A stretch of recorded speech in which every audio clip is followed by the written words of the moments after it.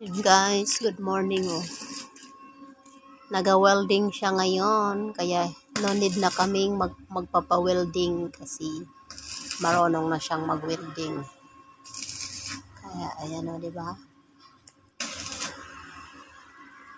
Nag-welding niya bubong sa motor namin. Kung wala pa siyang welding, hindi magpapa-welding pa, magbabayad pa ngayon. May welding na kami, kaya siya na lang nagwe-welding kasi medyo marunong naman siyang mag-welding. Kaya di na kami magbayad ng magwe-welding, di ba? Libre na. Kuryente na lang ang babayaran, di ba guys? Ayan. Salamat pala kay Eduardo. Hinautan sa kanyang welding. Ayan. Tingnan mo guys, oh. Pag may mga ganyan-ganyan na weldingin, siya na ang nagwe-welding. Ayan na guys.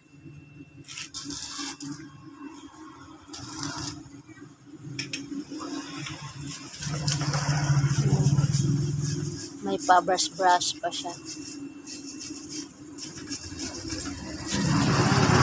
Okay na yan.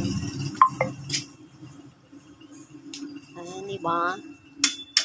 No need nang magkuha ng taga-welding. Ayan guys. Thank you for watching. Bye-bye.